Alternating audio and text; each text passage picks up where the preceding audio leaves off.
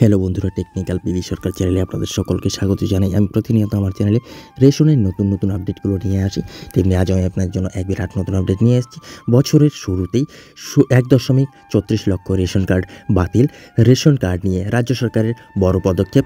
কেন বাতিল হতে চলেছে এত রেশন কার্ড, বিস্তারিত জানতে পুরো ভিডিও দেখুন। পুরো ভিডিও না দেখলে কিছু বুঝতে পারবেন না, তাই পুরো ভিডিও দেখার অনুরোধ রইল আপনাদের সকলের কাছে। তাই দেরি না করে ভিডিওটিকে শুরু করছি।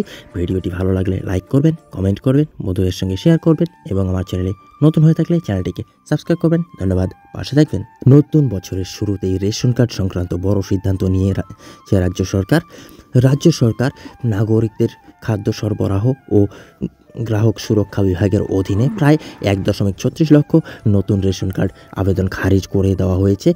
এই সিদ্ধান্তে হতবাক হয়েছে বহু মানুষ, বিশেষত যারা নতুন রেশন কার্ড পাওয়ার আশায় আবেদন করেছিলেন। তাদের মধ্যে উদ্বেগ দেখা গিয়েছে, কেন বাতিল হলো এতগুলো আবেদন। সম্প্রতি তামিলনাড়ু সরকারের দেওয়া তথ্য অনুযায়ী বাতিলের মূল কারণগুলি: একাধিক আবেদন একই পরিবার থেকে।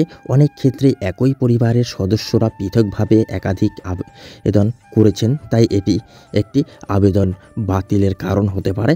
চালু রেশন কার্ড থেকে নাম বাদ দেওয়া আবেদন: কিছু মানুষ নতুন কার্ডের জন্য পুরনো রেশন কার্ড থেকে নিজেদের নাম মুছে ফেলেছেন, যা বিভ্রান্তি সৃষ্টি করেছে।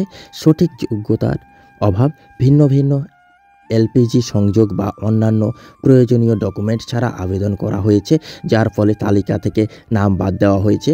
সরকারের ভবিষ্যৎ পরিকল্পনা: রাজ্যের নাগরিক সরবরাহ ও খাদ্য সুরক্ষা বিভাগ জানিয়েছে, রেশন কার্ড সংক্রান্ত সমস্ত আবেদন কঠোরভাবে যাচাই বাছাইয়ের মাধ্যমে পুনর্বিন্যাস করা হয়েছে। মোট আবেদন 2.65 লক্ষ, বাতিল আবেদন 1.36 লক্ষ, গৃহীত আবেদন 1.99 লক্ষ, কার্ড বিতরণ ও অনুমোদিত 1.69 লক্ষ কার্ড ইতিমধ্যে বিতরণ করা হয়েছে। সরকার স্পষ্টভাবে জানিয়ে দিয়েছে যে ভবিষ্যতে আরও কঠোর নিয়ম করা হবে, যাতে শুধুমাত্র যোগ্য ব্যক্তিরা রেশন কার্ডের সুবিধা পান। বন্ধুরাই ছিল আজকের আপডেট।